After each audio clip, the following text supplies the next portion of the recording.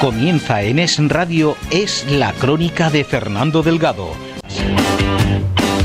Es libre, es veraz, es independiente, es responsable, es plural. Es la Crónica de Fernando Delgado.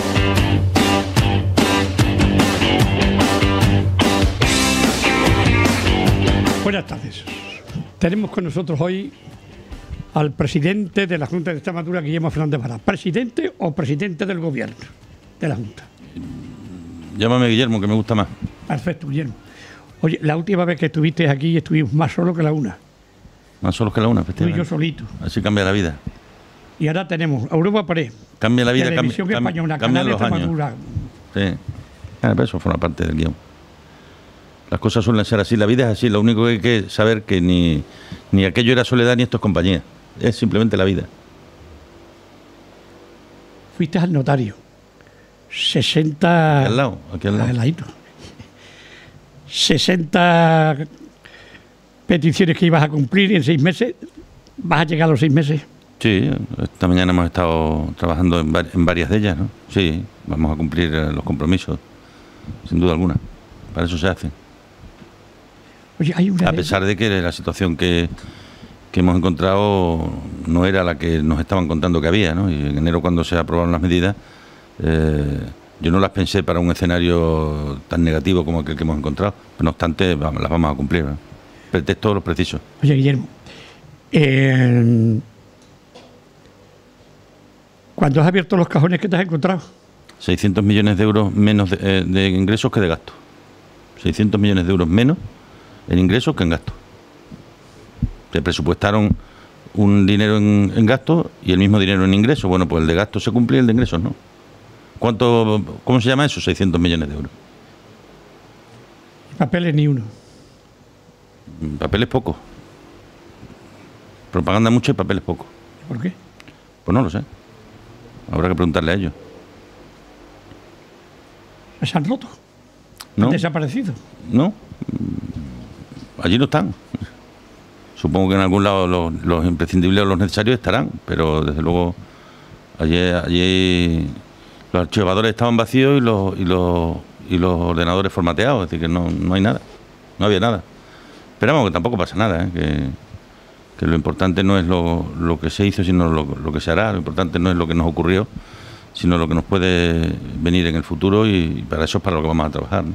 Y además hay un tema, hombre, que tenemos que tocarlo, aunque sea de pasada ya, pero que te ha preocupado muchísimo. Posiblemente lo que más te ha preocupado ha sido el incendio de Gata.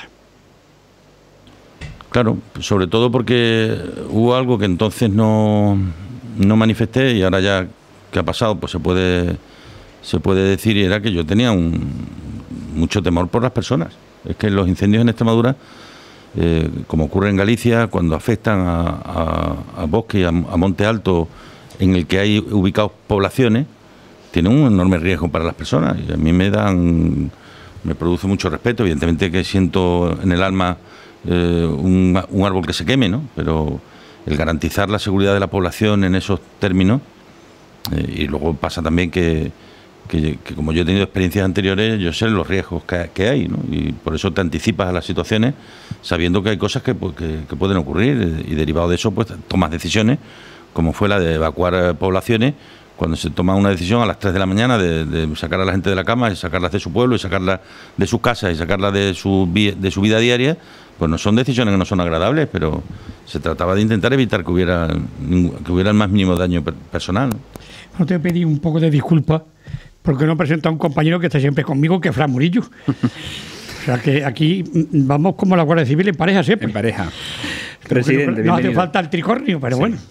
Bueno, precisamente mi pregunta va dirigida al fundamento de su gobierno, porque ha hablado de que esta iba a ser la legislatura de las personas más que de la política, ¿no? Y hoy tenemos que lamentar el fallecimiento de una persona, de Chiqui Venegas, un compañero de la socialista de Guillermo Fernández Vara, que ha muerto a los 67 años de edad. Sí, probablemente no se entendería lo que el Partido Socialista Obrero Español ha sido en esta etapa democrática si no se tiene en cuenta la figura de Chiqui Venegas, ¿no? Siempre se ha hablado mucho de Felipe y de Alfonso, pero ahí hubo en la sombra a un gran compañero al que queremos mucho todos, y sin cuya presencia y trabajo se hubiera entendido aquel PSOE del 82, ¿no? Uh-huh.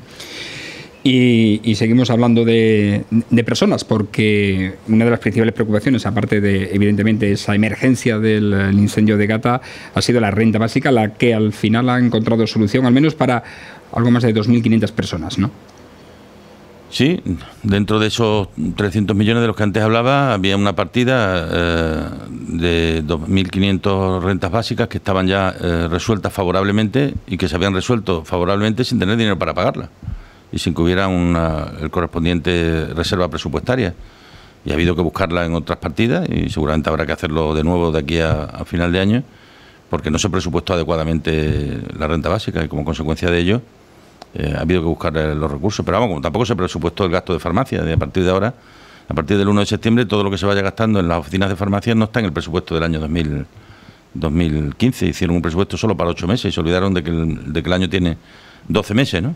Pero esto forma parte de lo que dijimos en el debate de presupuesto del año pasado, que nos traía un presupuesto que era irreal y que solo existía en la mente de algunos, ¿no? Pero que no respondía ni a la realidad de las cuentas ni a las necesidades que tenía la sociedad extremeña en aquel momento ni ahora, ¿no? Guillermo, hace, no sé, 2 o 3 años, no recuerdo exactamente la fecha, pero tú la vas a recordar perfectamente, te puse un mensaje, preocupado como militense, como cronista oficial, como periodista, y te decía: Guillermo, por Dios, haz algo porque se va a vender la casa del presidente.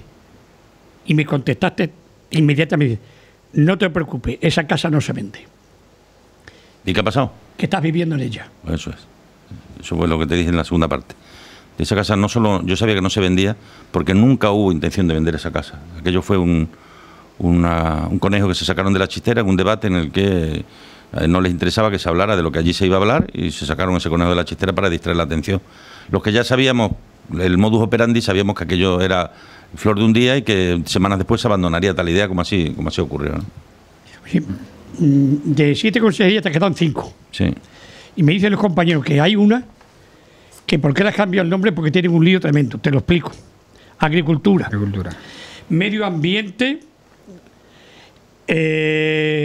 política, territorio. No, se llama medio ambiente y rural, políticas agrarias y territorio. ¿Y por qué tan grande en vez de agricultura tan tranquilo y pues porque si tú le llamas solo agricultura, tiene muchísimas competencias que no tienen nada que ver con agricultura. Tiene las competencias de medio ambiente, tiene las competencias de ordenación del territorio, tiene las competencias de administración local, tiene las competencias de transporte, tiene las competencias de urbanismo.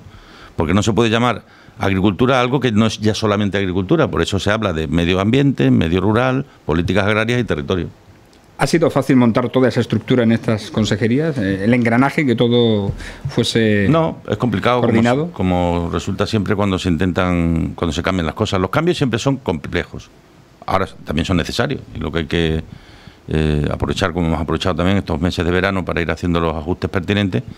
Y yo espero que a partir del mes que viene, todavía quedan algunos nombramientos por hacer en los terceros niveles, a partir del mes que viene todo ya esté rodado perfectamente, ¿no?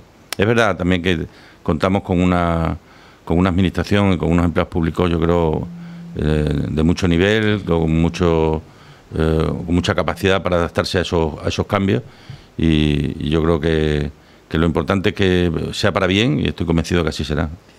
Presidente de la Junta y digamos que consejero de Cultura.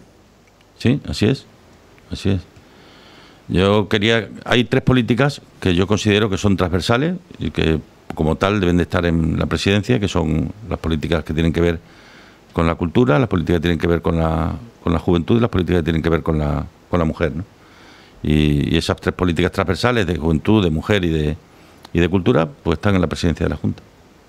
Cultura, además de por ser transversal, porque quiero que nadie tenga la tentación de que, como todavía hay quien piensa que la cultura es un lujo, vaya a maltratarla desde el punto de vista presupuestario. Y para que nadie la maltrate presupuestariamente, me la traigo a presidencia, que nadie se atreverá a maltratarla.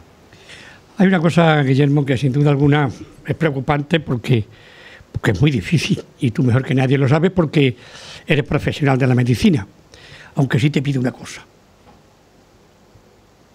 Si me ocurre algo, Guillermo, o tú ya que me conoces muy bien, que nunca me lleven al anatómico forense. Llevarme donde os dé la gana, pero al anatómico forense no. Tú ya que me conoces como soy, a no ser que me envenene alguien, y no tengo yo enemigos para eso.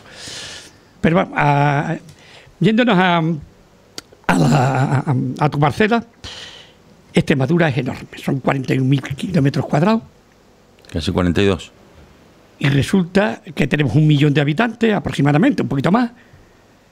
¿Cómo se atiende la medicina en un territorio tan enorme? Porque vas a crear también los PAS, es decir, Esto es una cuestión de principio. Antes hablábamos de la cultura. Si se tiene claro que las políticas sociales nos hacen iguales y las políticas culturales nos hacen libres, si tenemos en cuenta que hacia la libertad se llega a través de la formación, de la cultura y del conocimiento, y a través de unos servicios públicos de calidad se llega a la igualdad, entenderemos que la sanidad tiene que llegar a todos e intentar llegar en las mismas condiciones. Esa fue la razón por la que se abrieron los PAC. Nosotros esos puntos de atención continuada, esas urgencias rurales, no las abrimos porque fueran muy rentables desde el punto de vista económico, sino porque eran muy rentables desde el punto de vista social, porque permitían alcanzar el objetivo de la igualdad de oportunidades. Si eso se entiende, se habrá entendido todo, y esa es la razón por la que a lo largo de los próximos meses iremos progresivamente abriéndolo para dejarlo en la posición en la que estaba, una vez que se definió hace ya muchos años cuál tenía que ser el mapa de recursos sanitarios en Extremadura. Imagínate, me decías al principio que económicamente las cosas están mal, pero tienes previsto ampliar el hospital de Don Benito Villanueva, el San Pedro Alcántara de Cáceres y algunos más. ¿De dónde se saca ese dinero? Tiene que ser con fondos europeos, si no, no sería posible hacerlo, ¿no? Y por esa razón es por lo que ahora que empieza un nuevo programa operativo de fondos FEDER, de fondos estructurales, pues una parte de que va a infraestructura sanitaria, pues se dedicará a esos compromisos, ¿no?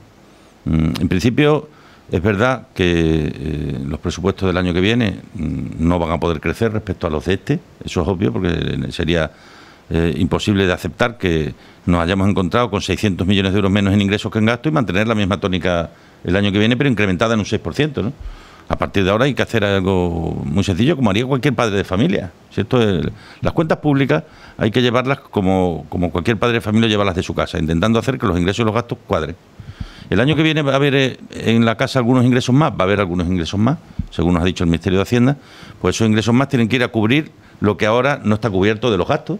Entonces, como ahora no hay dinero para pagar las clases particulares del niño, o no hay dinero para pagar las clases de música de la niña, pues los nuevos ingresos que vengan irán a pagar eso que ahora lo tenemos, pero no lo estamos pudiendo pagar, y está yendo a déficit y está yendo a deuda, ¿no? Si son las cuentas hay que hacerlas como se hacen las cuentas en las casas de la gente, ¿no? Y te digo una cosa, y te lo digo con toda la sinceridad del mundo, primero porque lo he pasado por experiencia. Nosotros tenemos una sanidad en Extremadura que hace lujo, ¿eh? Sí, indiscutiblemente en Extremadura y en general en España. Deteriorada en los últimos años, también hay que decirlo. Cierto, evidentemente cuando a una persona, esta mañana me recibía yo un WhatsApp con una foto de una citación para una ecografía que le han dado a alguien para dentro de 14 meses. Eso evidentemente es algo con lo que hay que terminar. Nos llevará un tiempo poder terminar con esa costumbre, porque hay miles y miles de personas en las mismas circunstancias, pero sin duda alguna que el objetivo que nos hemos marcado en esta legislatura es devolverle a la sanidad la calidad que tuvo, porque es absolutamente imprescindible. Pero es verdad que en España hay un problema de insuficiencia financiera de la sanidad. Tenemos una sanidad de primera división y unos presupuestos de tercera. Entonces, o se equipara el presupuesto sanitario a las necesidades reales de la población, o progresivamente la sanidad se va a ir deteriorando. Y no podemos perder de vista que es no solo un gasto social, sino también un gasto productivo de primera magnitud, genera mucho empleo, genera mucho gasto corriente, es decir, el sostenimiento de muchas empresas, de muchas empresas de transporte, de muchas empresas de suministro, depende del presupuesto sanitario. Pero es que gran parte de la investigación que se hace en España se hace con los presupuestos de sanidad, porque la hace la industria farmacéutica a través del dinero que pagamos en la farmacia por los medicamentos o que paga la administración en nuestro nombre, ¿no? Con lo cual el presupuesto sanitario es una parte muy importante del gasto, que no es solo y puramente el gasto de la atención sanitaria, sino que detrás hay un componente económico y productivo muy importante. Y no se podría, perdona, Frank, sí. En los gastos farmacéuticos no se desorbita algunas veces la compra de... Te pongo un ejemplo. El médico te receta unas aspirinas y llegas a la farmacia y dices, ¿de cuánto la quieres? De... Ácido acetil salicílico, no dais nombre, que eso es publicidad, Fernando. Bueno, pues que paguen. y te dan, y te dice la farmacéutica, ¿de cuánto lo quieres? ¿De 10 pastillas o de 100 o de 200? Para tenerla después algunas en casa. Cosas, y no se podría hacer que si el médico dice, tienes una gripe, tienes que tomarte 2 pastillas cada día, son 6 pastillas en 3 días, no recetar ni una más. Algunas cosas se han ajustado. Ahora ya hay envases de 28 comprimidos, hay envases de 20 comprimidos, hay envases de 14 comprimidos. Hay distintos tipos de envases, ¿no? ¿Con qué idea? Pues con la idea de que se ajusten lo máximo posible al tratamiento. O sea, si el médico te dice, oye, pues mira, esto tarda 7 días, pues y son 3 comprimidos diarios, pues no necesitas más de 21, ¿no? ¿Qué es lo que ocurre con frecuencia? Que ese médico te dice que te tienes que tomar 2 o 3 diarios durante una semana y cuando a los 2 días ya te encuentras bien, dejas de tomarlo. Pero esa previsión es un problema también de cumplimiento terapéutico de lo que el médico te dice. ¿Dónde creo yo que está el problema, ¿no? El problema está en que realmente cada día salen nuevos medicamentos y salen nuevas patentes. Y un ejemplo lo tiene, para que todo el mundo nos entienda, con lo que tiene que ver con el tratamiento de la acidez de estómago, con los ardores, que es como la gente lo entiende, ¿no? Es que hace años se hacía con sal de fruta heno, luego con bicarbonato, luego se hizo con el Tagamet, que era un producto que actuaba, que fue una revolución. Posteriormente aparecieron los omeprazoles, después los pantoprazoles, ahora los pantoprazoles de segunda generación, y cada saltito que ha ido dando cada generación, la generación que se trataba con sales de heno, pagaba por aquello mucho menos de lo que paga ahora mismo la que se trata con pantoprazol o con omeprazol, y cuesta mucho más dinero, ¿no? Y evidentemente van saliendo nuevos productos, y claro, y luego el sistema los tiene que ir incorporando, porque eso salva vidas. Porque los ardores, si no los tratas, puede haber detrás una patología que sea una úlcera de estómago y que se te acabe perforando y te puede costar la vida. Entonces, claro, las cosas hay que tratarlas. Evidentemente, tenemos además un aumento tan grande de la esperanza de vida que hace que muchísimas personas pues vivan con una buena calidad de vida hasta por encima de los 90 años. Y eso es consecuencia de la sociedad del bienestar. Y ahora no lo podemos abandonar, eso hay que cuidarlo. Y hay que cuidarlos y cuidarlos mucho, ¿no? Y eso a veces se llama un arsenal de medicamentos que hay en las casas importante, ¿no? En contra de lo que dice la señora Lagarde, ¿no? Que dice que los españoles vivimos mucho tiempo y hay que pagar muchas pensiones. Prácticamente vino a decir que eso ha dicho que nos tenemos que morir antes. ¿Quién ha dicho eso? Cristina Lagarde, pues yo le recomendaría internacional. Yo le recomendaría que fuera al notario y que diga que ella la primera vez que necesite algún cuidado que no se lo den y que vaya ya por delante, ya iremos los demás detrás. Sí, cierto. A mí me gustaría regresar a la cultura otra vez, ya que lleva las competencias el propio presidente. Y mi primera pregunta sería, ¿va a asistir, ahora que estamos en esta semana ya de final del Festival de Mérida y de los premios Ceres, ¿va a asistir a la ceremonia, a la gala de los premios Ceres? Sí, voy a asistir, sí. Viene muchísima gente de fuera y yo creo que no se entendería o no entendería que el máximo responsable de la región no estuviera en unos premios que tienen carácter nacional, ¿no? Yo creo que en la vida hay que separar muy bien los ámbitos, ¿no? Y cuando tú estás en algún sitio representando a la institución, lo que el cuerpo te pida lo tienes que dejar en un segundo lugar, ¿no? Yo creo que aquí hay que ser consciente de que tú eres absolutamente libre para tomar determinadas decisiones y otras en las que tienes que ser consciente del papel que desempeña y de que hay cosas que probablemente no se entendería. Y creo que una ausencia del presidente de la Junta en unos premios nacionales que se celebran en tu ciudad, que se celebran en la capital de Extremadura, que yo no estuviera, yo creo que sería muy complicado de explicar, ¿no? Probablemente aquí alguna gente sí lo entendería, porque ha habido mucha polémica con este tema de los premios Ceres, pero probablemente fuera no se entendería. Sí, Guillermo, yo soy muy crítico en algunas cosas, yo lo reconozco, pero también te puedo decir, Guillermo, que llevo en el Festival de Teatro aproximadamente unos 45 años, que tengo más de 500 entrevistas hechas desde Tamayo hasta el año 90, que están a tu entera disposición porque ya las he podido grabar en un disco duro, porque antes las tenía en el clásico cassette. Y todos, desde Tamayo, Meniero, Alberti, Nuria Esper, Montserrat Caballé, Carrera, todos hablan, Guillermo, todos sin excepción, del enorme espacio que hay, del teatro y del escenario. Y ahora se habla de la obra. Mire usted que no. Que yo vi a Medea en esta obra de aquí y habían achicado el teatro. Y usted, eso para el Teatro de la Latina, que es de Jesús Cimarro, me parece muy bien. Lléveselo usted al Teatro de la Latina después, que se lo va a llevar. O a otro sitio. Pero el teatro, mira, Guillermo, es el teatro. Yo creo que se podrá estar de acuerdo en todo, o en parte, o en nada, con las programaciones que se han hecho estos últimos años, pero lo que sí hay que reconocer es que han sido un verdadero éxito de público, ¿no? Y como tal, éxito de público ha permitido no solo que los hoteles de Mérida hayan estado con una ocupación alta, sino que se haya notado durante el tiempo en el que se celebra el festival un acceso de mayor población a varios puntos de Extremadura, ¿no?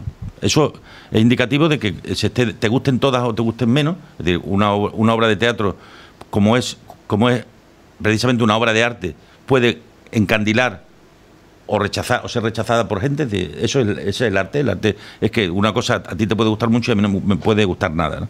Y hay que reconocer que el festival en estos últimos años ha sido un éxito, como hay que reconocer, y yo reconozco que durante mi etapa probablemente sea uno de los CB más significativos que hubo. Es decir, si a mí me dicen ponga negro sobre blanco alguno de sus fracasos, uno sin duda ninguna fue el festival en aquella etapa. Creo que las cosas no las hicimos bien, creo que las cosas no se hicieron bien y probablemente ahora se hayan hecho bastante mejor de lo que en aquel momento se hicieron. Lo que ocurre es que para los emeritenses o por los amantes del teatro emeritense, sí es cierto que en este festival las obras, muchas de ellas, y no la práctica mayoría, a excepción de las dos extremeñas, se han hecho para girar. De ahí que efectivamente se achique el teatro, la escena, no se utilice toda la escena y tal. Entonces hay gente que se pregunta, bueno, si este es el festival y las obras se estrenan en el festival, ¿por qué no se hacen para el festival? Y se piensa más allá. Para inmediatamente entonces hacernos una segunda pregunta. ¿Sería posible hacer ese tipo de obras con ese tipo de directores, ese tipo de actores, si luego no se giraran? Esa es la respuesta. ¿Podría el festival soportar económicamente unas obras que solo se llevaran a cabo naciendo y muriendo en el Festival de Teatro? Probablemente no. Que todo está lleno de matices, Fran. Si la vida, por suerte o por desgracia, es así, está llena de matices. Entonces, es verdad, hay gente que piensa, no, es que lo hacen para luego llevarlo a otras partes, pero ¿cabría hacerlo de otra manera? O probablemente ese sea el modelo. Mira, yo tengo la suerte de algunos directores y algunos actores conocerlos ya desde hace muchos años, y con algunos me une una muy buena amistad, ¿no? Y he tenido la oportunidad de hablar con ellos a lo largo de este verano, y todos reconocen que el modelo que se lleva ahora mismo aquí en Extremadura es el mejor modelo de los posibles en la actualidad. Que otro modelo cualquiera no funcionaría. Como yo vengo de una experiencia en la que no funcionó, no funcionó adecuadamente, la prueba está no solo en que dejó o se produjo un déficit considerable, sino que hay algunas de las personas responsables que están siendo investigadas judicialmente. En ese sentido, yo no puedo poner en duda un modelo que está funcionando. Entonces, cuando la gente dice, ¿habéis hecho bien en mantener el proyecto? Digo, no, es que yo soy partidario de que las cosas cuando funcionan se mantengan. Que hay algunas cosas que tenemos que corregir o que tenemos que cambiar, como el tema de los premios Ceres, a mi juicio, pues lo haremos y lo estamos hablando para intentar llevar a cabo los cambios necesarios, ¿no? El otro, yo creo que las cosas que han funcionado hay que respetarlas. En los Ceres, por tanto, el año que viene, lo dejó ya medianamente claro el presidente, pero no va a estar. Lo digo porque la Secretaría de Cultura no lo matizó suficientemente. Porque hay una parte dentro de los Ceres que es el gasto derivado de las obras de teatro que se celebran por las compañías extremeñas durante este periodo por los pueblos de Extremadura, que están dentro del presupuesto Ceres porque se hacen como consecuencia de lo que se llama proyecto Ceres globalmente, que va más allá de lo que son estrictamente los precios, ¿no? En esa parte nosotros podríamos seguir colaborando. Desde luego, lo que es el patrocinio puro y duro de los premios de la noche del jueves o del año que toque en el futuro, tendrán que ser patrocinadores privados. Bueno, tenemos que hacer una pausa, pero te digo una cosa, estoy de acuerdo en muchas cosas contigo. Hay una que yo debo ser el único que no estoy de acuerdo. Y te voy a poner el ejemplo. Ha habido un lleno total y absoluto durante todos los días de la Asamblea de las Mujeres. Y la Asamblea de las Mujeres, la obra, no es que sea manifiestamente mejorable. Es que si yo tengo que decidir si obra se pone o no se pone, yo no la hubiera puesto. De acuerdo, se ha llenado a tope. ¿Eso es el arte? Pero Eso no es arte. ¿dónde está escrito? ¿En qué sitio? Eso es publicidad. ¿En qué sitio está escrito? Mira, yo tengo todo el respeto del mundo por Juan Echanove, desde hace muchísimos años, porque me une además una entrañable relación con él. Yo algo que haga Echanove, por principio, ya tiene el 5, algo que haga. Luego, a medida que va pasando, que lo vayas viendo, te va a ir gustando más y disgustando menos. Yo he hablado con muchísima gente. A algunos les encantó, y a otros todo lo contrario. Es que de eso se trata. Es que no llevo nunca a gusto de todo. Vamos a hacer una pausa. Y probablemente porque eso fue así, se puso el cartel de no hay billetes en casi todas las casi noches. todas, 8 de 10 representaciones. 8 de 10 Pero representaciones. antes de ir a una publicidad rápidamente, por no abandonar el tema de los seres y pasar a otra cosa después.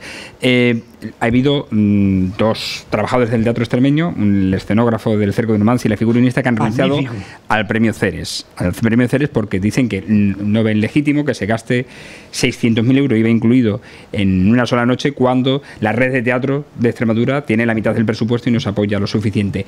Ese dinero que va a ahorrar la Junta de Extremadura el próximo año, ¿se invertirá o se revertirá en cultura? No, me voy antes del año que viene. A mí me gustaría que cuando se presenten los resultados del festival de este año, que se van a presentar la semana que viene, se sepa que parte del superávit que van a generar el propio festival va a ir destinado ahora a esa red de teatro de Extremadura. Es decir, vamos a que una parte del dinero que de ahí se saque pueda ir destinado a la red de teatro, ¿no? Porque de eso es de lo que se trata, es decir, de lo que se trata es de generar recursos para poder destinarlo, al menos dejarlo como estaba inicialmente, que saben que se redujo a la mitad, pues llevarlo por lo menos a las mismas cuantías, que creo que eran en torno a los 100.000 euros que había con anterioridad, ¿no?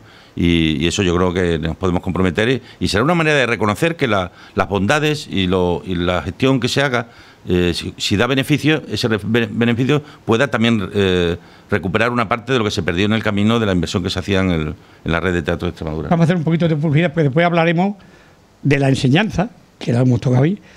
Hablaremos de los toros, que tienen liado algunos de las organizaciones para los toros.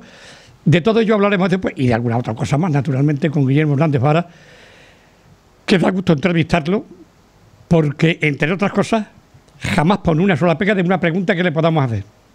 La que nosotros queramos y Santa Pascua. Y así da gusto.